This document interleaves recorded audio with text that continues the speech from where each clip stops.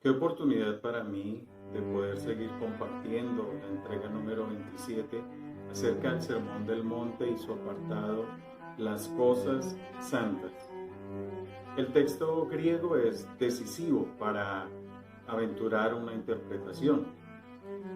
Los perros no eran animales domésticos ni estimados en la antigüedad, sino que eran a menudo semisalvajes, andaban errantes y solían ser objeto de aversión o rechazo.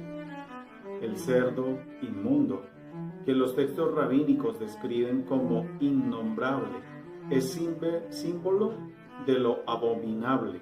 En muchos textos aparece como metáfora de los paganos o Roma. El perro y el cerdo aparecen juntos en textos judíos y no judíos. Las perlas, a la inversa, son lo más valioso que cabe pensar. Lo santo se puede interpretar de forma general, pero también de forma especial, como la carne sacrificial que no se debe echar a los perros. Todas estas expresiones son metafóricas. El versículo podría expresar casi proverbialmente una advertencia. Las palabras de los sabios no son para los necios. Hay paralelismos en este sentido, pero también cabe partir de la idea de que los cerdos y en menor medida los perros eran metáforas corrientes para referirse a los paganos. Entonces el versículo cambiaría a ofrecer la predicación o quizás más exactamente el conjunto de la ley y sus perlas, es decir, sus interpretaciones a los paganos. La frase entonces tendría sus raíces en una comunidad judeocristiana. Este dicho de Jesús queda muy difícil de interpretar.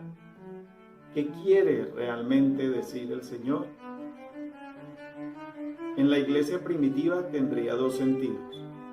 En primer lugar, era aprovechado por los cristianos que no habían perdido su dogmatismo judío y creían que el evangelio era solamente para los judíos. Eran los que mantenían una posición contraria a la manifestada por el apóstol Pablo. Para ellos, los perros o puercos eran los gentiles. El texto realmente ofrece posibilidades de ser interpretado de esta manera exclusivista, pero negaría entonces la misma razón de ser del evangelio, que muestra a un Dios, un Señor, que hace diferencia entre las personas. Y en segundo lugar, tenía que ver con los cuidados internos que la iglesia mantenía. Los cristianos de aquella época eran muy cuidadosos con respecto a la calidad de las personas que eran admitidas a la celebración de la Cena del Señor. Este texto se asociaba con esa práctica.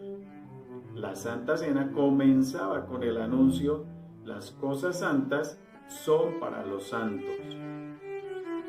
La Didaqué, un libro cuyo título completo era La enseñanza de los 12 apóstoles, que data del año 100 de nuestra era y que es el primer manual de culto o libro de oración común de la iglesia, establecía que nadie beba o coma de la cena sino los que han sido bautizados en el nombre del Señor, porque con respecto a esto, el mismo Señor ha dicho: no deis lo santo a los perros.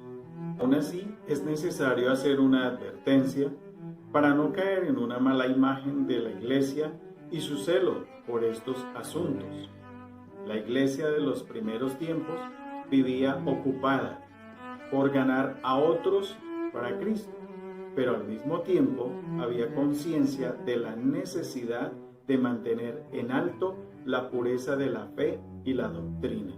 Es necesario entender que estas interpretaciones del pasaje tienen un carácter temporal y transitorio. Se requiere tratar de encontrar el significado y su mensaje de esta declaración de Jesús. Puede ser que este dicho de Jesús haya sido modificado accidentalmente en el proceso de transmisión del mensaje o del escrito. La palabra que significa santo es el término hebreo kadosh, y la palabra aramea que significa aro o anillo es kadasha. Las consonantes son exactamente iguales, y en la antigua escritura hebrea ambas palabras se escribían de forma igual.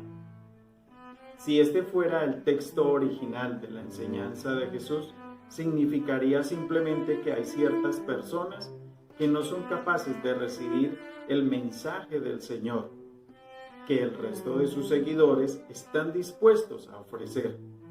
Esta es una verdad universal. No con todas las personas se puede hablar de ciertas verdades.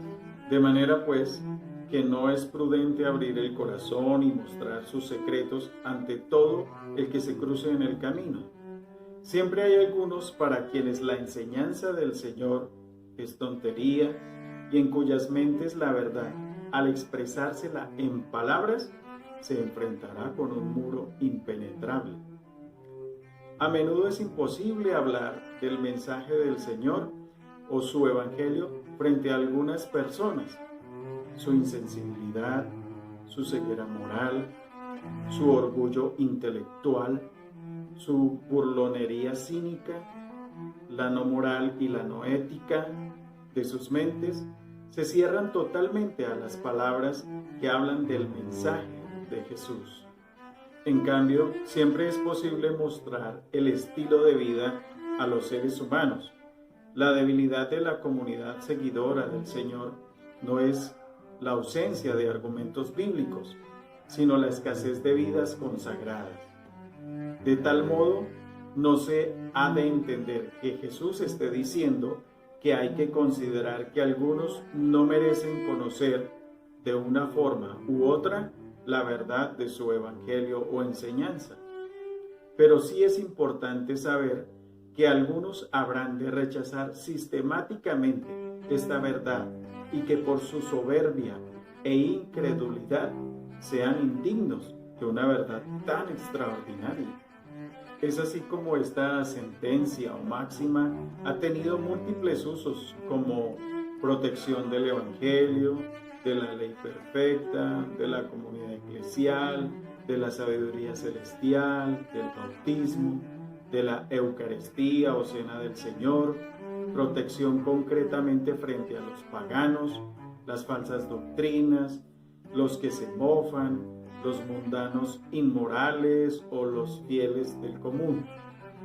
En cierta medida hay que evitar situaciones extremas, porque no van a apreciar lo que para ustedes es un valor supremo, para ellos les es despreciable. También porque no se puede proponer el mensaje para que se rían o se burlen. Ha de ser a gente que tenga cierta disposición a recibirlo, a escucharlo, pero no a los que van a despreciarlo. Es demasiado sagrado y valioso para prestarse a la mofa o a la burla. Además, como este mensaje toca al ser vivo, puede ser que se vuelvan contra los manifestadores o fuentes o enseñadores y los destrocen. No hay por qué provocar un tipo de actitud de esas, de persecución, de mofa, de burla. En últimas, es un llamado a la prudencia, al cuidado de no confundir el querer ver a los seres humanos en una relación íntima con el Señor y el pensar que todo el que oiga lo que otro le quiere enseñar acerca de la fe del Señor Jesús, del Evangelio, ha de ser aceptado o recibida de buenas a primeras. Mi nombre es Néstor Venegas, por compartir este video. Gracias.